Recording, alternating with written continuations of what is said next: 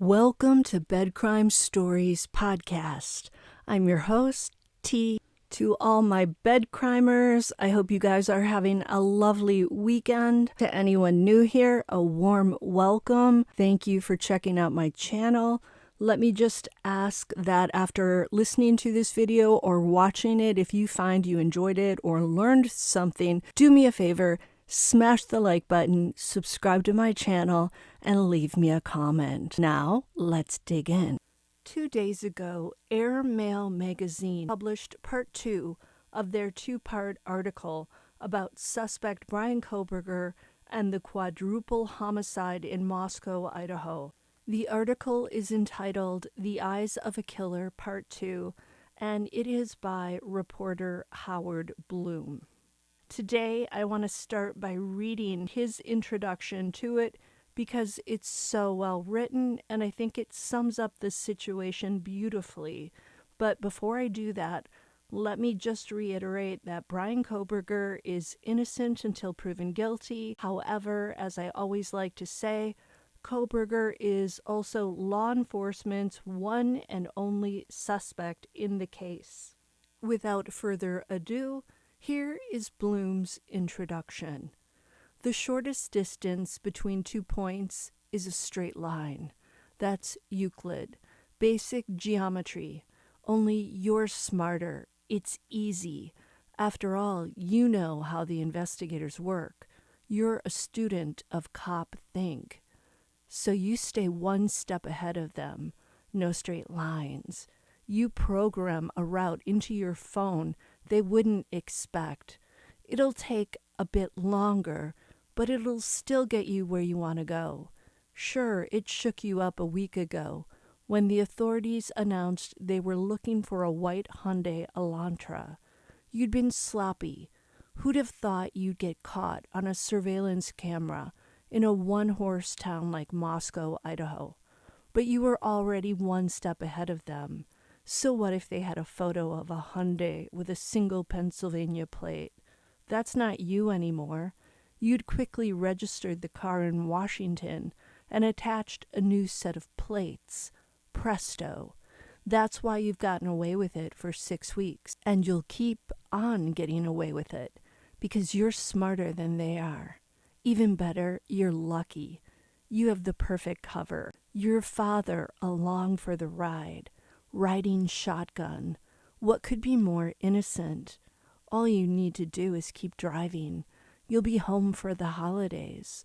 2,500 miles, nearly the width of the entire country, between you and those Keystone cops. Sell the car back east and they'll never know. You'll have the last laugh again. Killing is easy, and so is getting away with it. So that was Bloom's amazing introduction. He follows all that up with this sentence, and I quote, "Doubtless these are only speculations," end quote. I have to say that Bloom's speculations are similar to mine at this point. Now let me share the key pieces of information Bloom shares in part 2 of the article. And I'm going to talk about the things that are new. I'm not going to share the parts of the article where Bloom describes how the 2 Washington State University officers came to discover Kohberger's 2015 Elantra. And I'm not going to reiterate the DNA evidence and cellular data that helped the police convince a judge to arrest Kohberger. If you want to read the entire article, I'm going to leave a link to it in the description. Bloom first talks about Kohberger's next hearing in court, which is scheduled, as you know probably, for late June of 2023. That hearing is expected to last at least 4 days, and during it, the prosecutors will be striving to convince a judge that they have enough evidence to proceed to trial. At that same hearing, the defense will reveal if their client, Bryan Kohberger, intends to fight the allegations against him and plead innocent, or if he will plead guilty and throw himself upon the mercy of the court. As Howard Bloom puts it, The outcome will be a literal matter of life or death. Idaho has what Bloom calls an execution chamber, where those condemned to this penalty, this ultimate penalty, are eventually hooked up to a drip of a 4-ingredient lethal cocktail.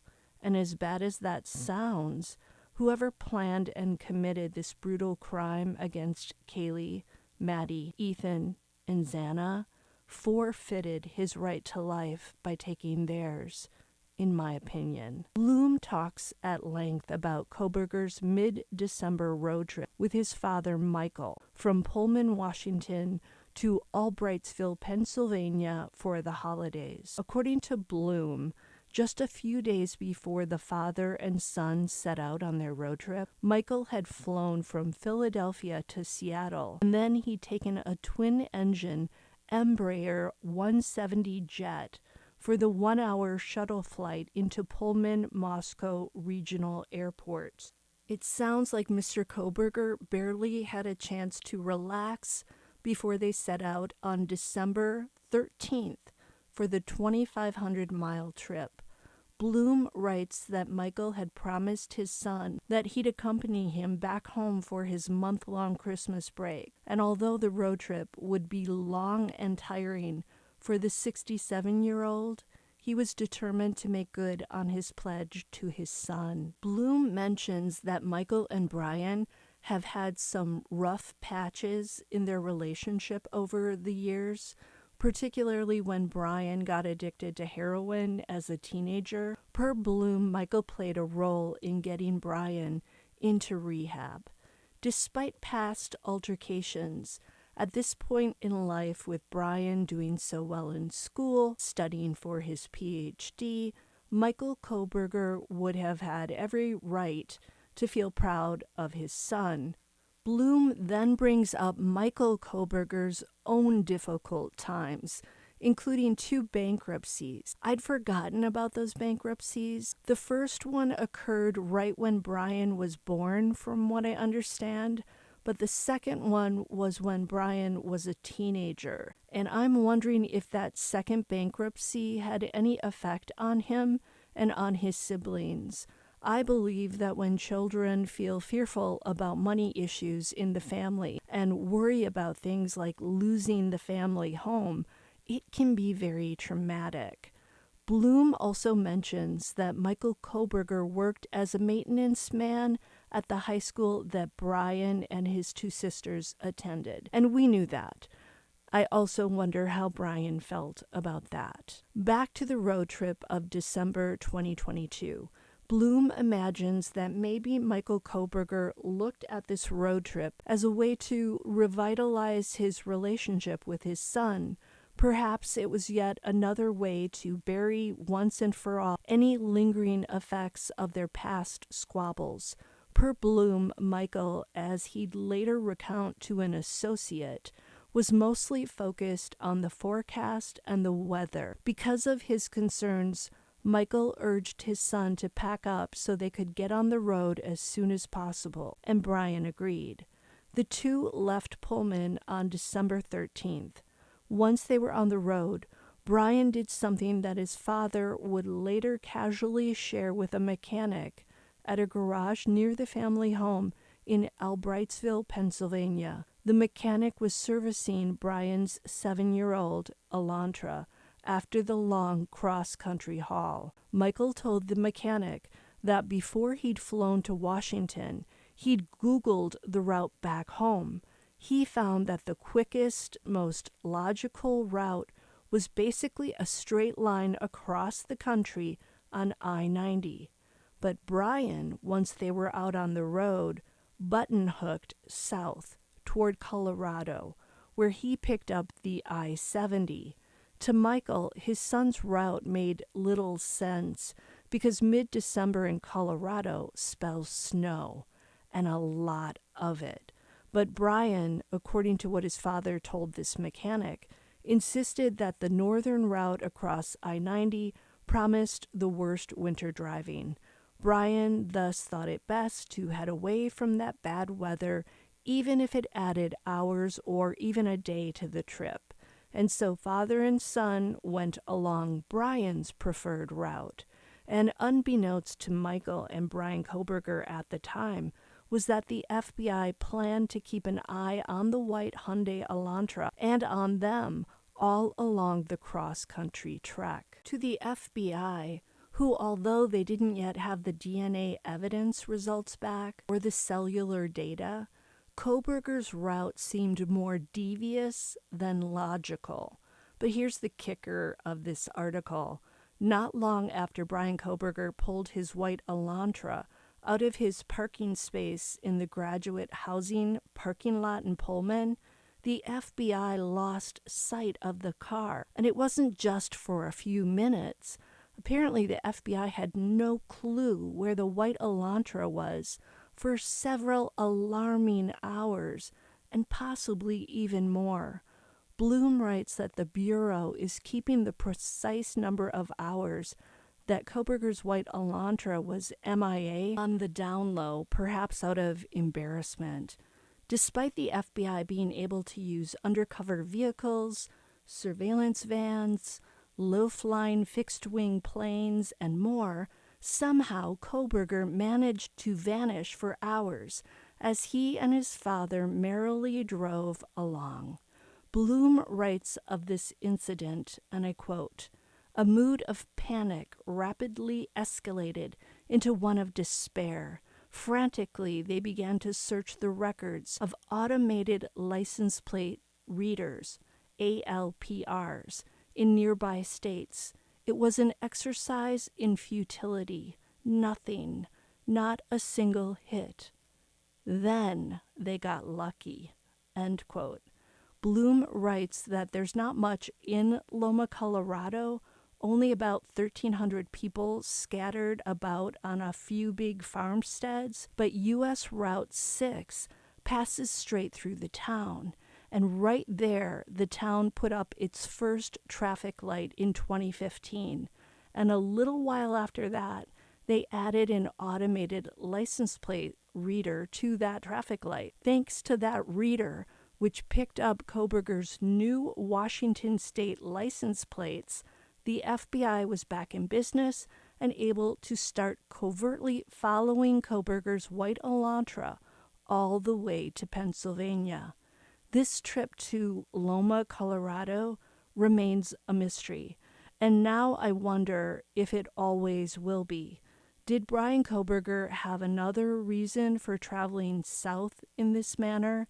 Did he go there simply to throw off law enforcement just in case they were following him? Or did he go there to unload some evidence? So the next 2 days passed uneventfully, and father and son happily drove I-70 without any weather issues or other problems.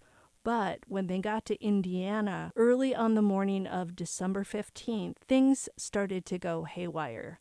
That's when Michael and Bryan learned about the armed standoff going on a stone's throw away from Bryan's apartment in Pullman. Apparently, Bryan got a pinging alert on his phone at around 3:20 a.m. Washington State University issued an emergency advisory advising the community to shelter in place. Soon, Bryan and his dad were listening to news reports of a man who was waving a rifle and threatening to do in his roommates. That man was 36-year-old Bryan Kohberger, an Army veteran who reportedly suffered from PTSD. A SWAT team went in, and after a 7-hour standoff, Kohberger was shot dead. The incident, if we are to judge from his discussions with 2 police officers, unnerved Michael Kohberger. He found the events horrifying. Bloom questions if this lethal shooting prompted Bryan's father to discuss the crime in Moscow with his son, and he writes it's hard to imagine that it did not. It was at 10:41 a.m. on December 15th when Bryan and his dad were pulled over as the Elantra neared the 107-mile marker on the interstate. Bryan saw the red and blue flashing lights from a sheriff's vehicle in his rearview mirror, and he pulled over.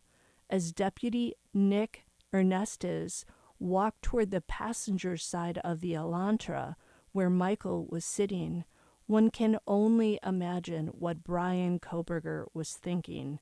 This is when the deputy asked Michael and son where they were going, only to have Bryan respond with, "We're going to get some Thai food right now." That's when Michael Kohberger jumped in to save the day and give the officer the information he really wanted. The officer then warns them not to tailgate, and he lets them go without a ticket. But within 9 short minutes, Bryan once again sees flashing lights in his rearview mirror, and once again he's pulled over. You have to think Bryan must have been frantic in his mind at this point. He must have thought that the jig was up. This time it was a state trooper. Once again they were reprimanded for tailgating and let go without a ticket. Now, per Bloom, the FBI really did not have anything to do with these 2 traffic incidents in Indiana. Bloom said the FBI were watching all this play out from a discreet distance, and they were both frustrated and angry. Bloom writes, and I quote, "The possibilities were too dangerous. The main problem, shared law enforcement officials with an arm's length familiarity with the FBI's surveillance operation, was the watchers' helpless passivity. All they could do was observe from a distance and wonder. Had diligent Indiana lawmen spotted the car traveling down the interstate and immediately connected it to the white Hyundai that was wanted by the Moscow Police Department? Were the locals about to make an arrest before the final incriminating piece had been fitted into the puzzle? If that happened, it had the potential to be a catastrophe. The suspect would be alerted, and perhaps then, if he was advised by a canny lawyer, the army of investigators would never have the opportunity to make their airtight case." End quote. The FBI was also concerned that Bryan Kohberger might be armed, and they were wondering if someone they believed harmed the 4 students would hesitate or not to harm more people. The FBI were worried that the highway cops might become victims, or that Kohberger might put the pedal to the metal and start another OJ-like chase down the highway. Thankfully, as we know, none of that happened. Bloom also wonders what was going through Bryan Kohberger's mind as he saw the flashing lights behind him, not once, but twice. Bloom writes, and I quote, "To judge by his demeanor on the 2 body cam videos, he displayed remarkable calm. He seemed unruffled by this sort of highway encounter that would have left many people jumpy, even if they would never subsequently be charged with 4 counts of homicide." End quote. This makes me think once again that Bryan Kohberger could be a psychopath. He himself has described feeling dark, detached, without emotion. I'm going to jump now to when Kohberger and his father arrive in the Poconos on the afternoon of December 16th. Apparently, as Kohberger was settling in to enjoy the holidays with his family, back in Moscow, Idaho, the police were jumping through hoops. Corporal Brett Payne, the lead investigator, obtained a search warrant on December 22nd, and then on December 23rd, he received the records of Bryan Kohberger's cell phone for 24 hours before and after the crime. With the FBI's help, the data was used to plot a map showing where Kohberger's phone traveled early on the morning of November 13th. They then saw how the cell phone towers near the King Road house lost track of Kohberger's phone at about 3 a.m., and then watched how his phone suddenly got back on the network not long after the crime. They also witnessed how his phone was tracked to the house on King Road a little after 9 a.m. that same day, as if Kohberger went back to gaze at the scene of the crime. The Moscow Police Department, although confident they had the perpetrator, was a tad sad to have to hand the case over to the Pennsylvania State Police. They wanted to be the ones who got across the finish line, but with Kohberger in Pennsylvania, they had no choice. Major Chris Paris of the Pennsylvania State Police was put in charge of the operation, according to Bloom. He'd been handpicked by the FBI to run the operation. Paris had graduated magna cum laude from the University of Scranton and had gone on to get a law degree from Temple. He also possessed, per Bloom, a lawyerly sense of discretion. He shared the news that a suspect was in the crosshairs with just an 8-person working group. Had that information been leaked, it could have blown the case. Kohberger, apparently still unaware that he was being watched, took his Elantra to be serviced at a garage in Effort, Pennsylvania, not far from his parents' house. He was next spotted wearing gloves as he meticulously cleaned the Elantra. Then Kohberger was spotted sneaking over to the neighbor's garbage bin at around 4 a.m. with his family's trash. Then, on December 27th, Major Paris received a request from the FBI to, as Bloom puts it, plunder the trash bins outside the Kohberger residence. 2 troopers apparently swooped in and made off with a pile of the Kohberger's trash, sight unseen. The garbage was then quickly shipped across the country to Meridian, Idaho.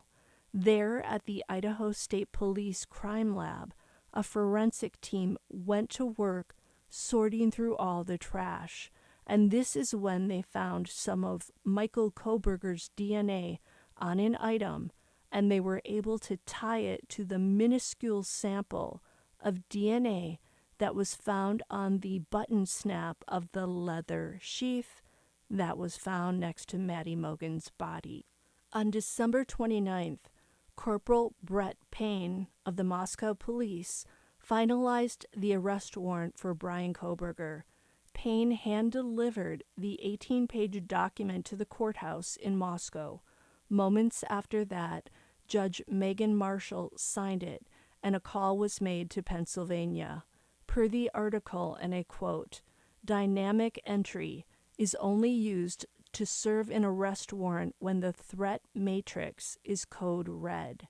You go in with overwhelming force, pounding down the doors, breaking windows, and setting off explosive devices.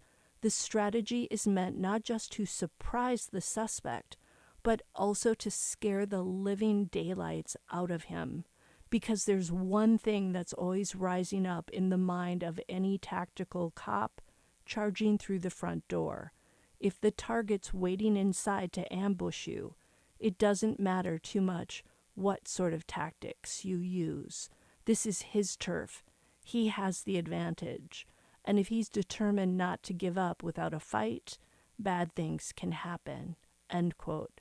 So just after midnight on December 30th, a Pennsylvania State Police Special Emergency, or CERT team, assembled at the Gray Barn-like Troop and Barracks in Hazleton, Pennsylvania. There were 24 officers, the usual 16 team members, and maybe 8 sharpshooters. And per Howard Bloom, they were all packing Glock 40 caliber blanks. Some of the men who'd be first through the Kohberger's front door were also armed with HK MP5 submachine blanks. Bryan Kohberger was about to be awakened by a code red operation with a dynamic entry. By the time all the officers arrived at the Kohberger home, There were about 40 of them in total. But when they arrived at the gated community, they saw that the entrance to Indian Mountain Lakes was blocked by a pair of white boom gates. You needed a code to get in, and none of the 40 officers had the code. Apparently, some of the toughest of the tough guys in the bunch wanted to just plow through, floor the heavy vans they were driving, and smash the gates to smithereens. But cooler heads prevailed. A state trooper tracked down an acquaintance who lived in the gated community, and that's how they got the entry code. When the gates opened up, the force proceeded in. Bloom writes, and I quote, "It was so quiet, it seemed as if the cocking of a single rifle would rouse people from their slumber. But then all hell broke loose. A door flew off its hinges. Windows shattered. Explosive charges boomed. The CERT team stormed through the stunned Kohberger's white clapboard home." End quote.